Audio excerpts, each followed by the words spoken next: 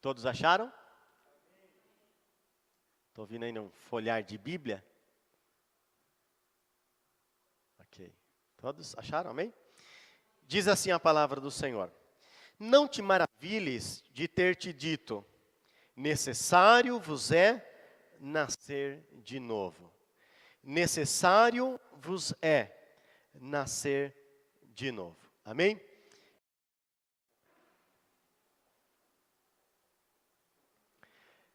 Meus irmãos, eu quero começar esta mensagem nesta noite, e na introdução dela eu quero lhes fazer uma pergunta. Por que a sociedade brasileira hoje sofre tanta opressão? Nós vemos nos dias de hoje o princípio de família sendo totalmente atacado pela ideologia de gênero, por exemplo, é algo que está hoje aí em ascensão. Ouvimos sobre este assunto nas mídias, na internet, na televisão, em propagandas e programas e assim por diante. Claramente se vê uma tentativa covarde de destruir o que nós chamamos de família, ou o que nós entendemos por ser família. Hoje, o que é certo é errado, o que é errado é certo. E temos hoje nas famílias, nas escolas, no governo federal, os valores sendo totalmente invertidos. Totalmente invertidos.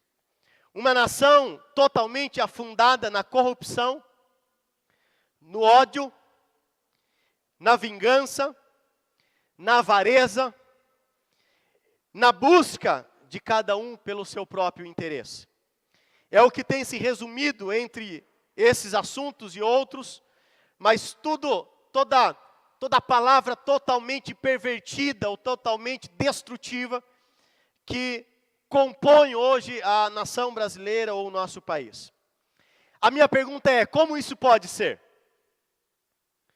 Como isso pode acontecer numa nação que na sua instituição ou constituição é considerada uma nação cristã, ainda que seja uma nação tolerante com as mais diversas religiões, mas ela é considerada na sua maioria uma nação cristã. E como hoje essa nação tem sofrido tanto com isso, uma vez que ela é uma nação cristã. A população brasileira, segundo pesquisa do IBGE, entre 2000 a 2010, consta hoje a 190 milhões de pessoas em toda a população brasileira, 190 milhões de pessoas.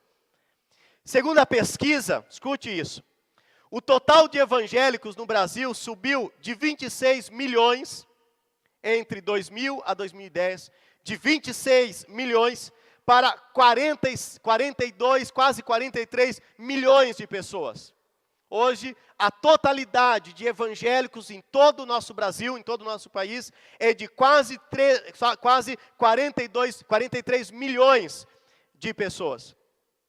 A proporção dos evangélicos em relação à população do país em geral subiu de 15% a 22%, considerando a totalidade da população brasileira.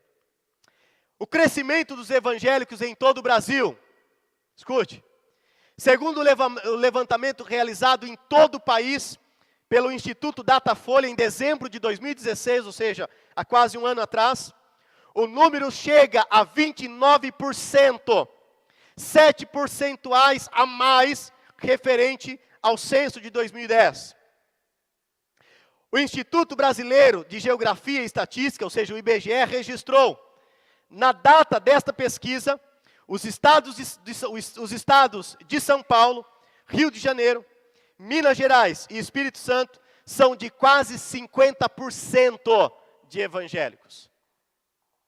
Apenas esses 4 estados, dentro de uma contagem total, a população cristã evangélica chega a quase 50%. Nunca, meus irmãos, em toda a história do nosso país, da nossa nação, cresceu-se tanto as igrejas evangélicas? Nas suas mais variadas, as igrejas tradicionais históricas, as igrejas pentecostais, neopentecostais, toda a igreja evangélica, de uma forma geral, nunca cresceu tanto nesses últimos anos. Chegando a uma margem, meus irmãos, significativa. Nunca se ouviu tanto músicas evangélicas. Nunca meus irmãos, se viu e se ouviu tanto pregações evangélicas.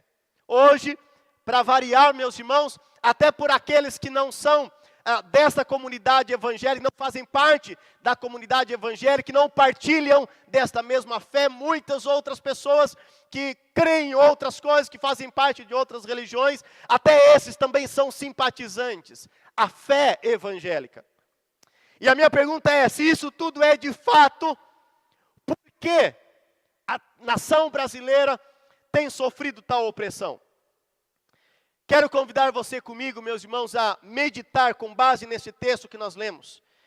E a observar nesse texto, e no que esse tema, como já disse, sugere, não nascidos de novo. E eu quero hoje me ater com você em cima desse assunto. E para isso eu dividi o meu sermão hoje em 3 partes. Primeiro, eu quero falar com a igreja, por que a igreja, diante disso tudo que eu mencionei na introdução da minha mensagem, por que a igreja não tem influenciado a sociedade moderna? Esse será o primeiro ponto da minha mensagem. O segundo, o que é nascer de novo?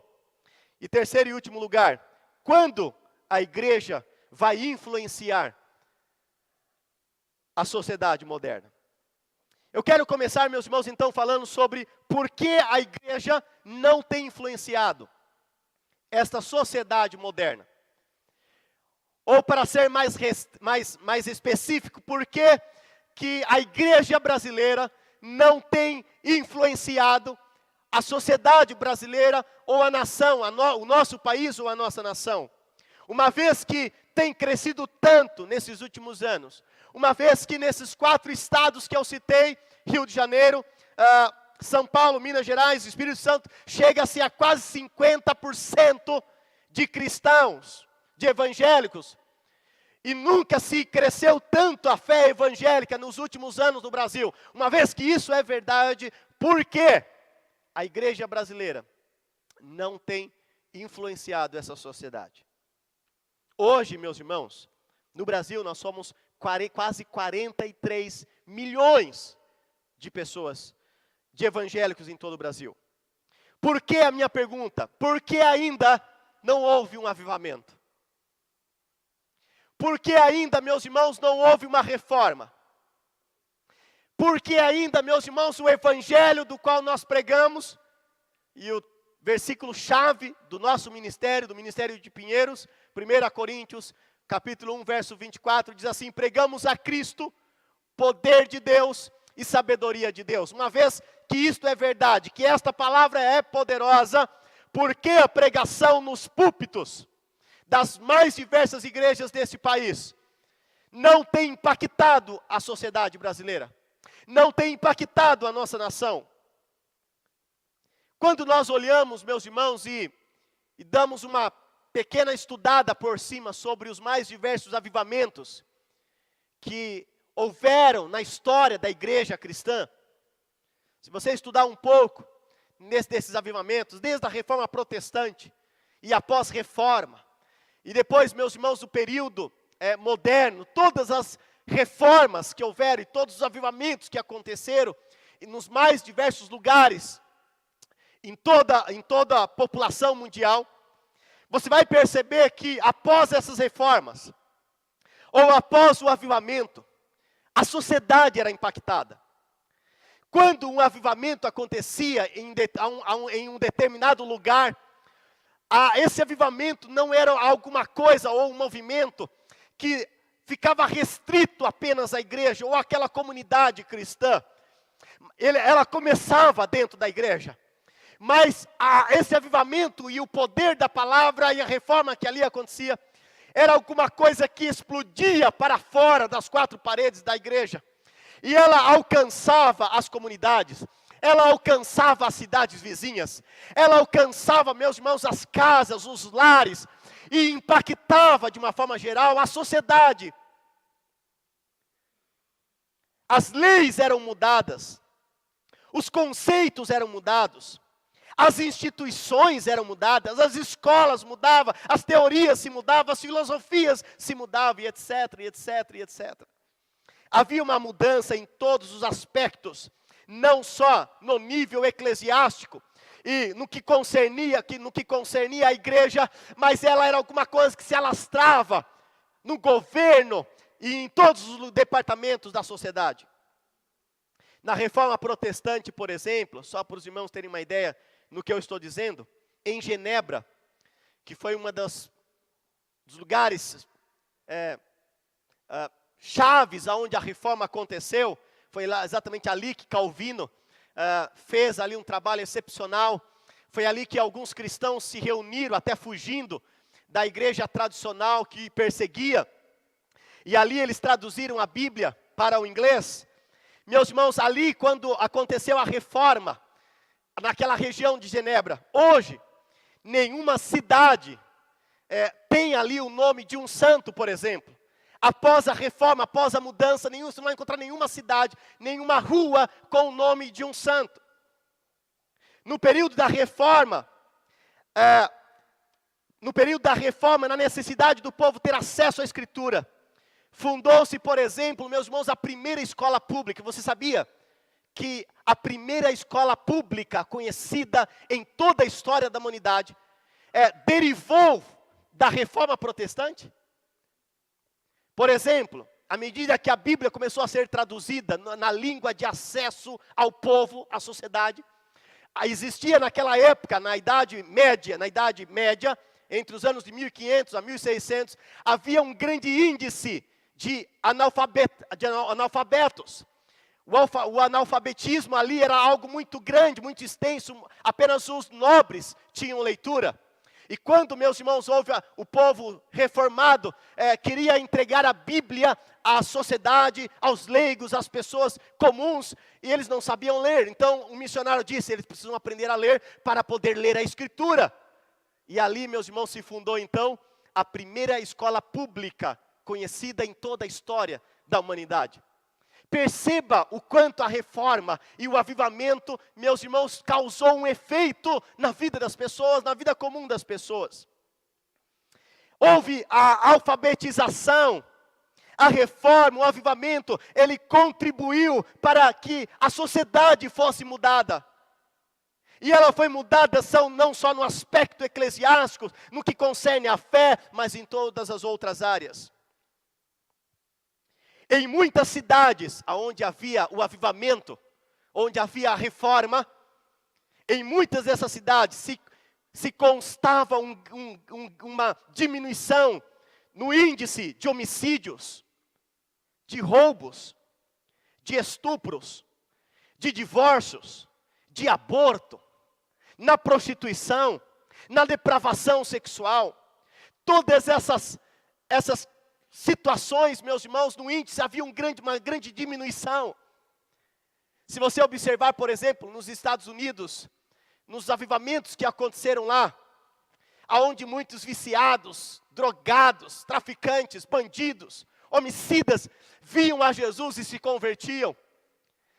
A sociedade, meus irmãos, era impactada, e mesmo aquela sociedade que não se rendia a esta fé, ela sofria, meus irmãos, os efeitos deste avivamento. Ela sofria os efeitos dessa reforma. Havia mudanças.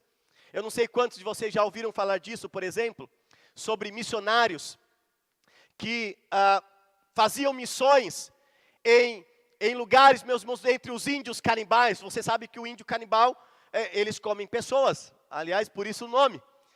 Em muitos lugares, meus irmãos, onde missionários entravam no meio de índios canibais, à medida que eles começaram a evangelizar, a pregar o evangelho, a ensinar a palavra, e esses índios canibais começavam a se converter, eles pararam com esta prática, deixaram este mundo canibal, esta prática canibal, Então perceba, meus irmãos, que quando o evangelho, presbítero Davi, entrava na sociedade, quando o evangelho era propagado, quando os avivamentos aconteciam, quando a reforma causava um efeito, meus irmãos, as mudanças eram consequência. Disse amém aqui. Esse foi isso que o Caleb disse, amém. Concordando com a palavra do pastor? A questão é, por que vivemos em um país onde tudo isso citado, como disse acima, é contrário, de uma forma absurda? Se nós vivemos em um país que tem quase 43 milhões de crentes, de evangélicos, vivemos em um país que cresceu, meus irmãos, dentro de um curto período de tempo, de 15% para 22%, cresceu monstruosamente o evangelho em todo o nosso país. No entanto, nós não vemos este impacto na sociedade brasileira. Nós não vemos esse impacto na sociedade brasileira. E a minha pergunta é, por que nós não vemos este impacto? E eu pensando, meus irmãos, nesses dias, acerca disso, pensando aqui com meus botões, meditando aqui, com essa pergunta martelando na minha mente, no meu coração, por que se cresce tanto o evangelho, mas não vemos o efeito deste evangelho? Por que não? E a minha resposta: porque as nossas igrejas estão, meus irmãos, abarrotadas de pessoas que não nasceram de novo. Se você sair daqui de Itu é uma cidade pequena, mas se você for aqui em Sorocaba, que é uma cidade vizinha, mas uma cidade muito maior do que Itu, você vai encontrar ali igrejas que são grandes catedrais. Se você for para São Paulo, então, que fica aqui 70 quilômetros daqui de Itu, você vai encontrar ali igrejas monstruosas, com 1.000 pessoas, com 3.000 pessoas, algumas igrejas com 10.000 pessoas. Você vai para Belo Horizonte, meus irmãos, que é uma grande capital também, ali onde o evangelho tem crescido tanto. E você vai ver ali igrejas e grandes congressos e grandes convenções, aonde se reúnem milhões de cristãos e de evangélicos. Você vê hoje bandas de igrejas famosas lotando estádios, e os estádios lotam de pessoas ali. E a resposta que eu encontrei, meus irmãos, diante deste fato, mas não vendo o efeito, o evangelho causando o efeito nisso, a minha resposta, e a resposta que eu encontrei foi exatamente essa, que essas igrejas estão lotadas, abarrotadas de pessoas que não nasceram de novo ainda. Nós não temos visto um novo nascimento. Nós não vemos pessoas cujo coração, meus irmãos, realmente foi impactado por este evangelho. Não encontramos nessas grandes igrejas, nesses grandes ajuntamentos, nessas grandes convenções, pessoas aonde o evangelho tem causado um efeito.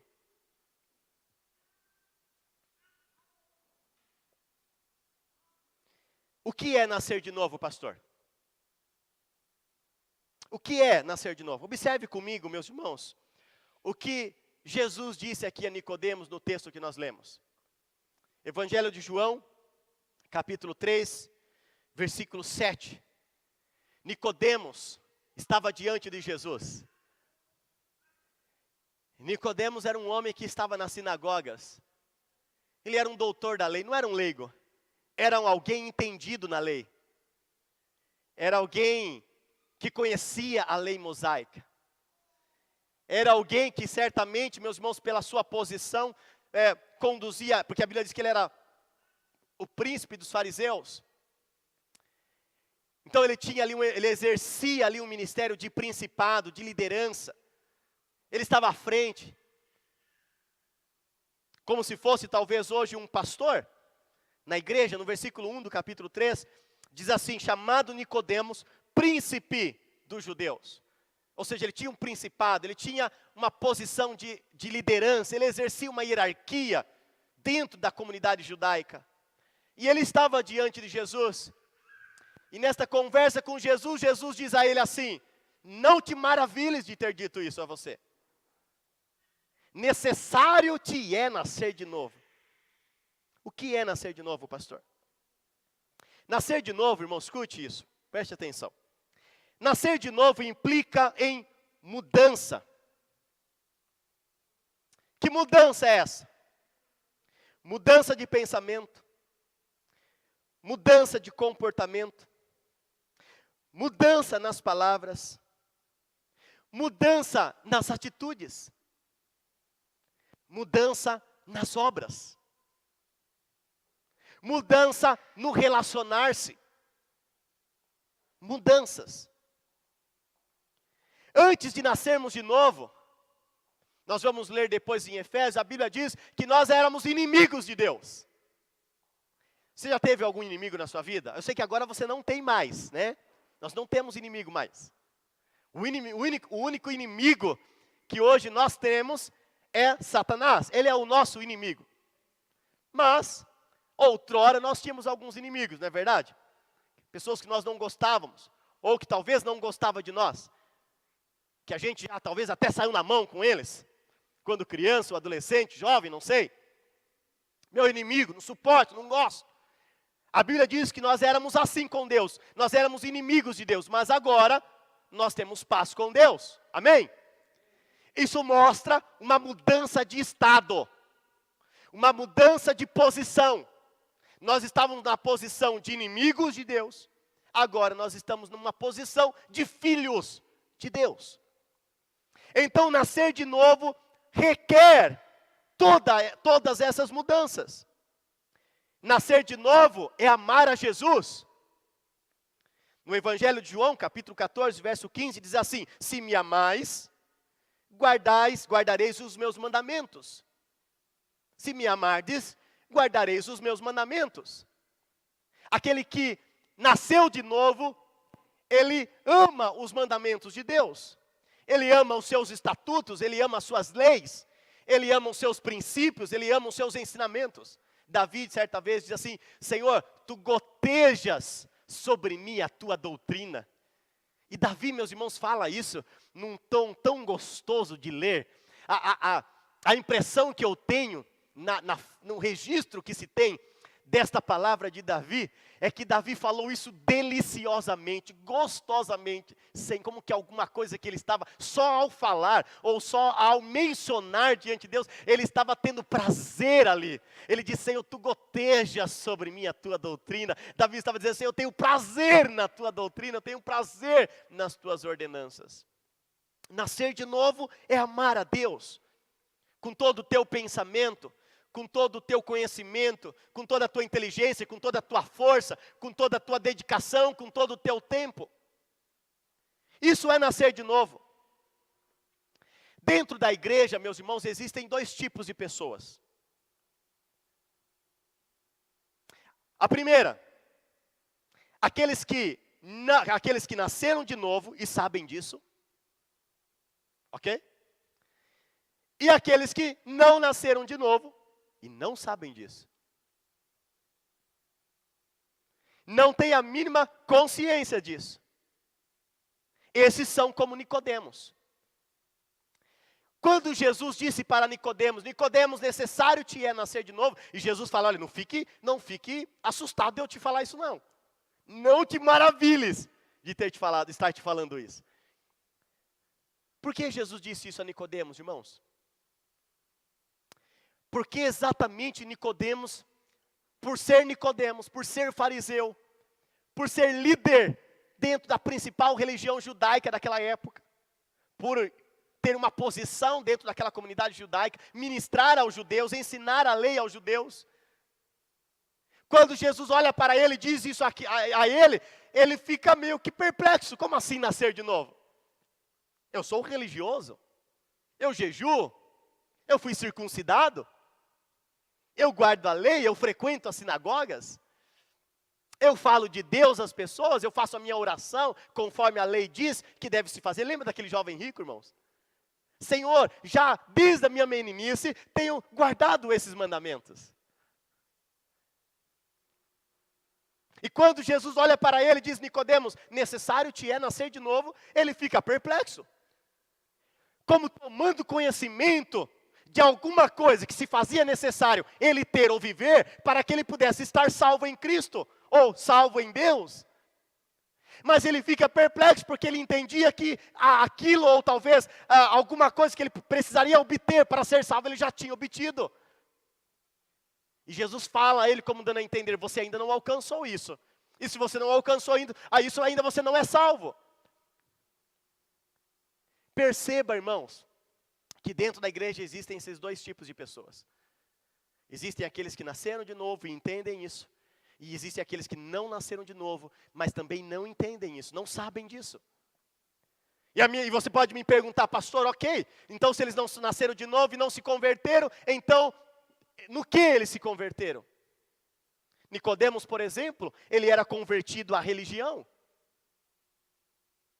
Outros, a similaridade similar a Nicodemos, talvez se converteu à comunidade cristã da igreja. Porque a comunidade aqui é da hora.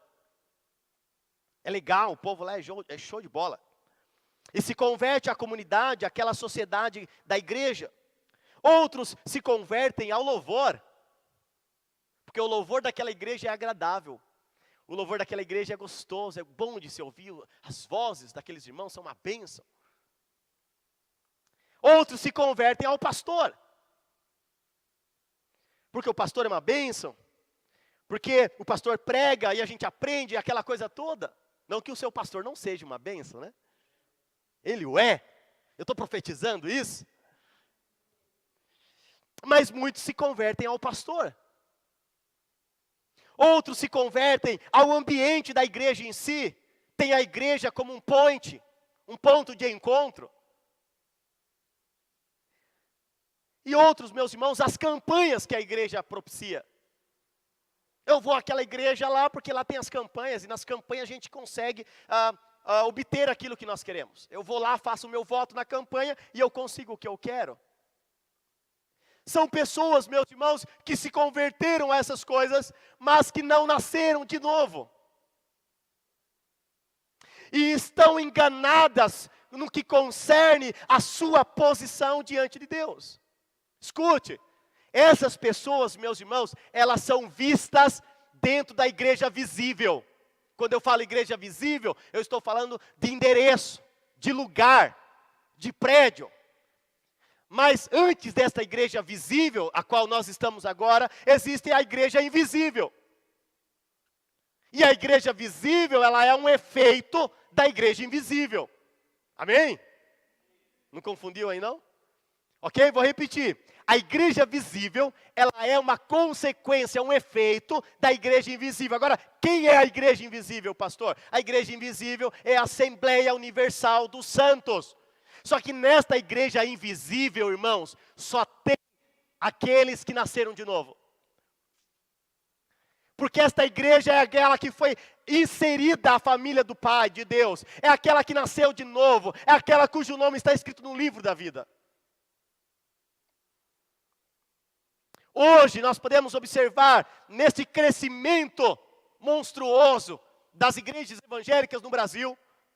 Nós podemos observar muitas igrejas visíveis, cheio de pessoas que não nasceram de novo ainda. Se nós pudéssemos hoje, irmãos, escute isso daqui, nós não podemos, não cabe a nós, e Deus não deu a nós isso. Mas se Deus nos desse, ainda que por um minuto, condições de calcular em percentual o crescimento desta igreja invisível, comparado à igreja visível, talvez nós nos assustaríamos. Talvez ao olhar para a igreja invisível, você olha e diga assim, e é natural que nós olhemos e podemos dizer dessa forma, que beleza, a igreja tem crescido no Brasil, cada esquina, só aqui na Cidade Nova, cada esquina tem uma igreja. Na onde eu moro, irmãos, na onde eu moro, para eu chegar em casa, eu tenho uma rua de acesso de 1,5 km, desde a avenida do Rancho Grande até a minha casa, dá mais ou menos 1,5 km. Só naquela que é a avenida principal ali do São Judas, do Pombal, você descendo ali dá 1,5 km até a minha casa. Só ali, Se você contar, tem aproximadamente de 6 a 8 igrejas. As igrejas cresceram e você olha e fala, que beleza, que maravilha, a igreja tem crescido no Brasil e fora. Mas se nós pudéssemos olhar e comparar com a igreja invisível, o crescimento dela, talvez, irmãos, os números estatísticos seriam assustadores. Não nasceram de novo ainda. Abra comigo em Efésios capítulo 2, e observe comigo aqui o que Paulo fala aqui nesta carta. Para nós entendermos um pouquinho melhor o que é nascer de novo. Efésios capítulo 2, versículo 1.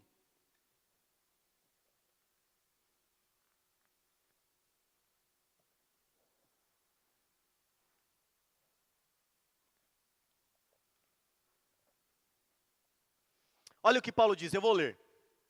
E vos vivificou, estando vós mortos em ofensas e pecados, em que noutro tempo andastes, segundo o curso deste mundo, segundo o príncipe das potestades do ar, do espírito que agora opera nos filhos da desobediência, entre os quais todos nós, perceba Paulo se incluindo aqui, né, a primeira pessoa do plural, entre os quais todos nós, isso inclui eu e você também hoje, entre os quais todos nós também, antes andávamos nos desejos da nossa carne, fazendo a vontade da carne e dos pensamentos, e éramos por natureza filhos da ira, como os outros também.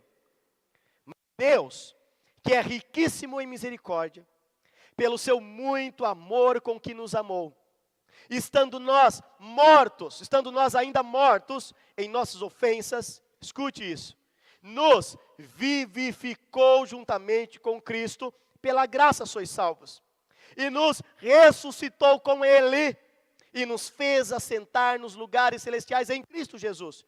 Para quê, pastor? Agora versículo 7. Para mostrar nos séculos vindouros as abundantes riquezas da sua graça, pela sua benignidade para conosco em Cristo Jesus. Perceba, meus irmãos, o que Paulo está dizendo aqui nos versículos 2 e 3.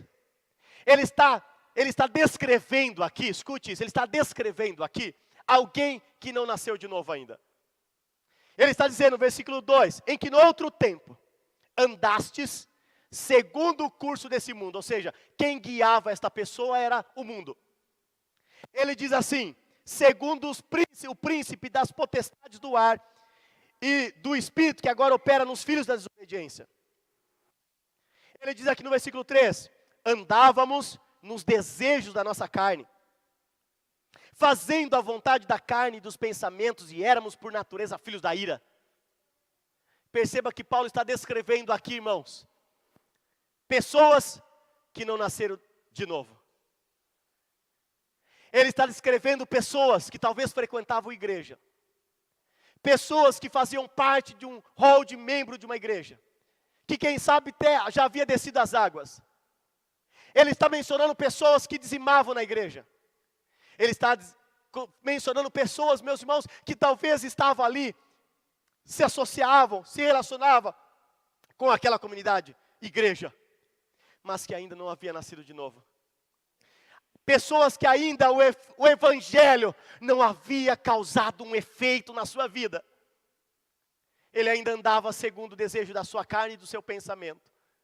Ele ainda andava debaixo do jugo deste mundo. Ele ainda andava segundo os príncipes das potestades do ar.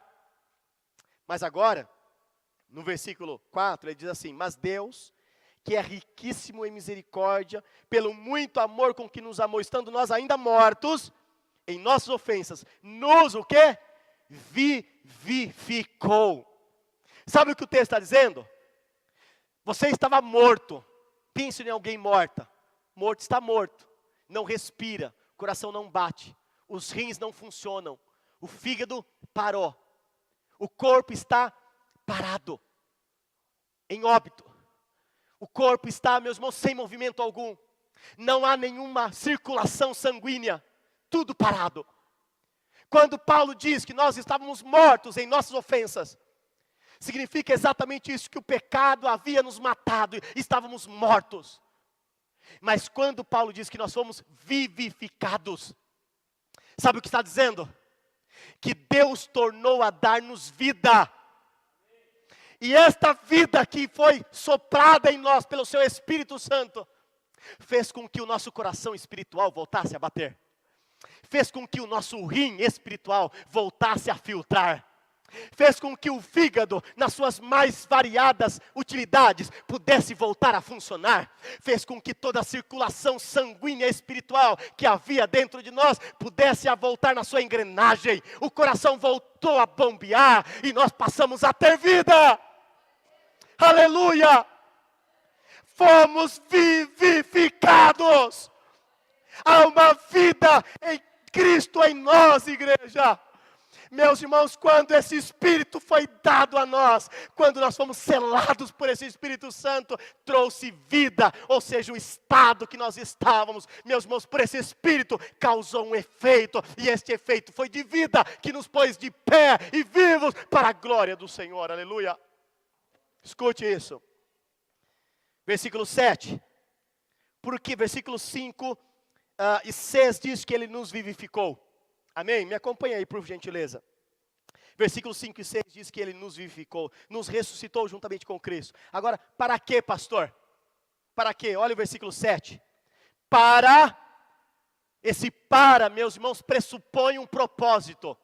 Esse para de antemão sugere um propósito. Qual é ele, pastor?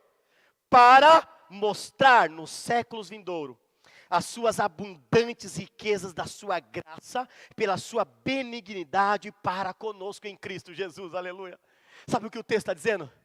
Deus me vivificou, pastor, para que eu pudesse viver nesta vida, ter uma vida abençoada, pudesse ganhar almas para Cristo, pudesse ser um instrumento nas mãos de Deus. Ok, isso tudo é verdade.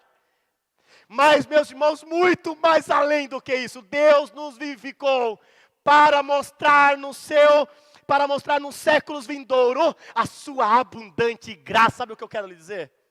Que a vida que Cristo te deu, que já causa um efeito de impacto na tua vida, que a vida que Cristo nos deu, que deve causar, é necessário que cause esse efeito. Mas esse efeito, meus irmãos, ele não tem sido efeito ainda na sua totalidade, na sua forma plena, mas ainda no século vindouro, no tempo determinado por Deus, este efeito da vivificação de Deus em nós por Cristo, será na sua plenitude, no seu estado pleno, na sua totalidade, para que nós possamos gozar do melhor que Deus tem ainda para nós. Amém, igreja? Isto é nascer de novo. Paulo usa aqui, se você puder observar comigo, escute. Versículo 2, só para nós fecharmos essa parte. Em que noutro tempo andastes, segundo o curso desse mundo.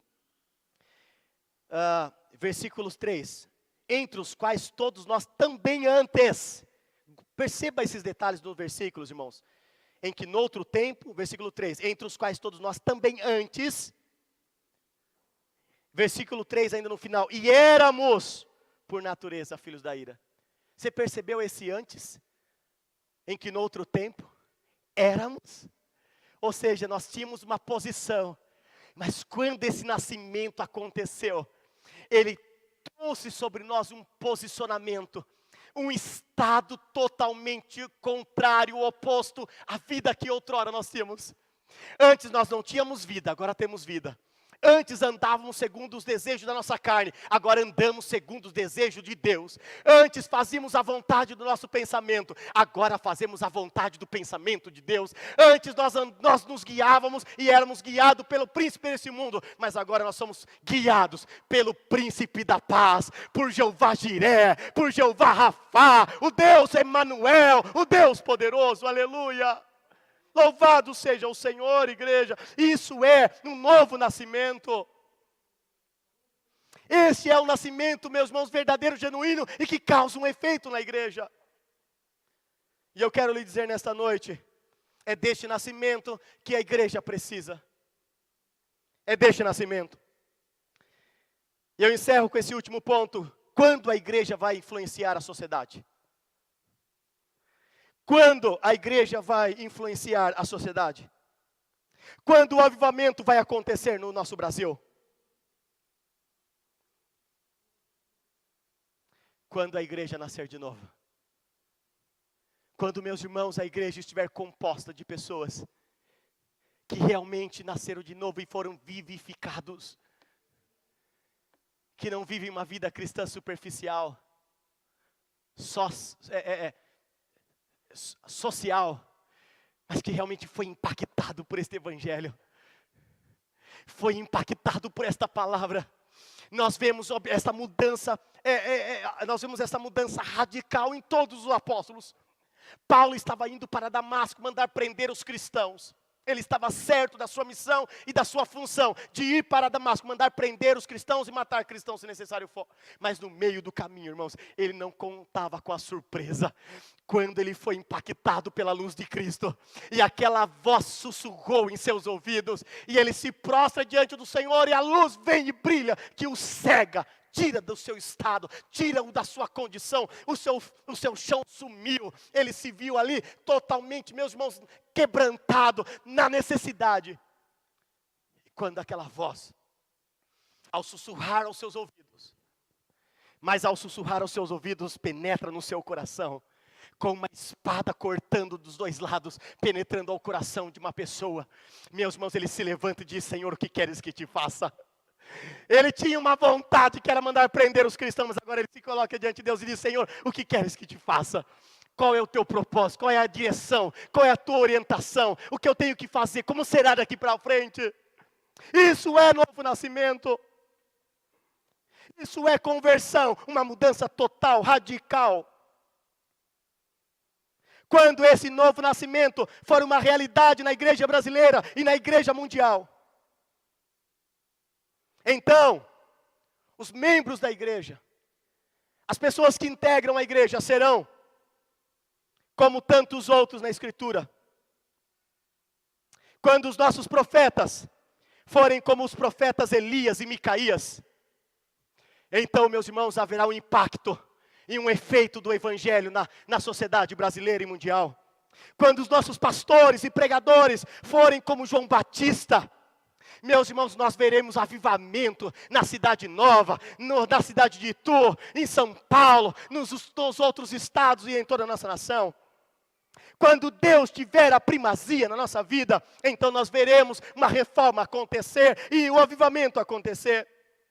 Quando entregarmos tudo primeiro a Ele, a Deus, então nós veremos essas mudanças. Quando amarmos a sua Escritura verdadeiramente, sem parcialidade, vivendo-a, não só nos textos que preenchem o nosso ego, mas até também nas orientações e admoestações e exortações, meus irmãos, quando nós amarmos a Escritura sem parcialidade, e aplicarmos a nossa vida a ela, num todo, não apenas o texto que satisfaz, mas, meus irmãos, nós veremos mudanças e transformação na nossa sociedade. Quando houver arrependimento, e aborrecermos verdadeiramente, odiarmos verdadeiramente o pecado, igreja, então nós veremos o avivamento. Quem sabe, meus irmãos, pode começar por aqui hoje. Quem sabe, igreja, já que eu estou ministrando, quem sabe começa conosco aqui hoje. Quem sabe esse impacto e este efeito do Evangelho e essas mudanças acontecerão com a minha vida, com a vida do presbítero Davi, com a vida dos nossos levitas, com a vida sua vida. Quem sabe comece conosco aqui hoje. Nós que temos orado para que Deus possa impactar aqui o nosso bairro, onde nós temos 80 mil pessoas. Quem sabe, meus irmãos, comece com esta igreja hoje local. Igreja, e quem sabe a pregação desse púlpito, os milagres desta igreja, as pregações e os ensinamentos vão ecoar e vão incomodar e impactar pessoas aí fora. Quem sabe comece a acontecer a partir de hoje, como em muitos avivamentos nós já ouvimos no passado, em que as pessoas do outro lado do quarteirão ouviram a pregação do pastor e se achegaram diante da porta chorando, confessando a Jesus como o Senhor da sua vida. Quem sabe, meus irmãos, enquanto nós estivermos pregando aqui, como no dia de hoje, alguém passa ali fora e apenas ao ouvir o nome de Jesus, seja curada e salva, aleluia. A minha oração é nessa noite, é para que comece conosco aqui hoje. que esta igreja seja composta de pessoas que nasceram de novo. Eu encerro com isso hoje. Escute. Meus irmãos, quando você observa o texto de Romanos, a carta de Paulo aos Romanos, e a carta de Tiago, na carta de Paulo aos Romanos, Paulo diz assim, que a salvação ela é pela fé, sem as obras da lei. Mostrando que a fé ela é suficiente para que o homem seja justificado e salvo. Lá em Tiago, no entanto, Paulo diz o seguinte, que a fé sem as obras, ela é morta. Ou seja, ela não tem efeito algum. Mostrando-nos, aparentemente, que só a fé não é suficiente para o homem ser salvo. Deixa eu pegar 2 exemplos aqui. Abra comigo em Romanos. Só para não ficar aqui a minha palavra, e sim aquilo que Deus fala na sua palavra. Romanos, capítulo 4, capítulo 3, melhor, no versículo 28. Romanos 4, 28 diz assim, concluímos, pois, que o homem é justificado pela fé, sem as obras da lei. Agora em Tiago,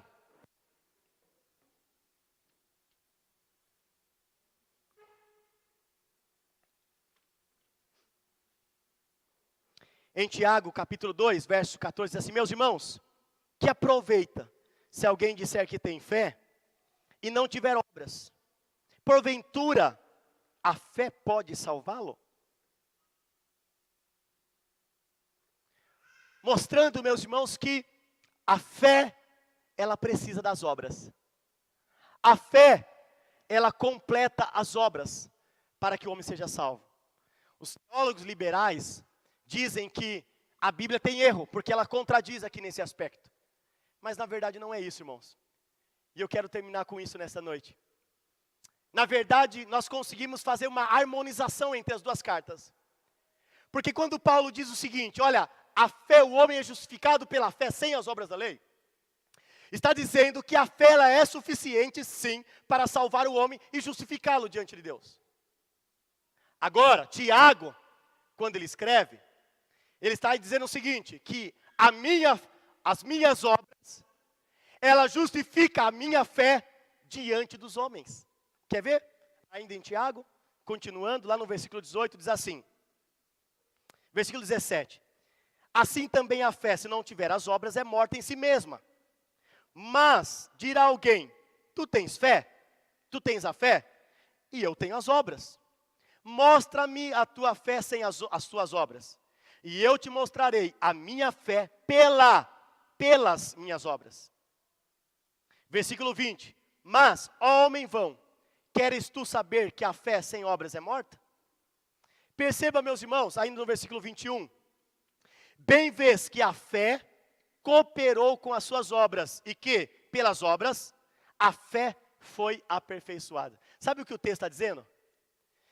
Você não pode ver a minha fé, porque ela é espiritual, não se vê. Mas as minhas obras, elas mostram a minha fé para você. A minha fé é suficiente para me justificar diante de Deus. Deus conhece o meu coração e sabe da minha fé. Mas as minhas obras justificam a minha fé diante dos homens. Ou seja, uma vez que a minha fé, ela é verdadeira, ela causa um efeito. E que efeito é esse, pastor? As boas obras. As minhas boas obras, elas aperfeiçoam a minha fé diante de você. Sabe como você vê que eu sou crente? Quando você olha para a minha vida e vê que eu deixei as velhas práticas, as velhas obras, os velhos comportamentos, e agora eu tenho uma nova prática de vida. Então você olha para a minha obra, você olha para a minha prática e você diz, a fé dele é autêntica. As minhas obras hoje, ela autentica, ela dá credibilidade a você, da minha fé. Eu encerro dizendo para você o seguinte, irmãos, escute. Nós precisamos nascer de novo. E todo crente que nasceu de novo, ele tem boas obras. Você tem fé? Mostra-me as tuas obras. Aonde estão as tuas obras? Eu só posso ver a tua fé pelas tuas obras. Aquele que nasceu de novo, ele obra. E a sua obra, irmãos, ela causa um impacto na sociedade. Os discípulos, quando saíram de 2 em 2, voltaram e disseram: Senhor, pelo teu nome até os demônios se nos sujeitam. Pedro foi pregar em Atos 2 e 3, 3.000 almas se converteram numa só pregação. Costumo dizer aqui, presbítero, eu estou aqui 5 anos pregando, irmãos, e não consegui ganhar ainda 1.000 almas para Jesus. Pedro, numa pregação só, ganhou 3.000 almas para Jesus.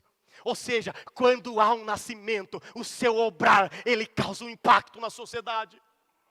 Meus irmãos, que Deus faça isso nessa noite, igreja. Que esta igreja não seja composta de não nascidos de novo ainda, mas que todos nós possamos dizer: pastor, eu nasci de novo, e a minha vida, ela testifica isso. A minha postura, o meu comportamento, a minha obra, ela autentica a minha fé. Amém, igreja?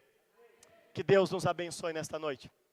Feche os teus olhos, abaixa a sua cabeça, vamos orar ao Senhor.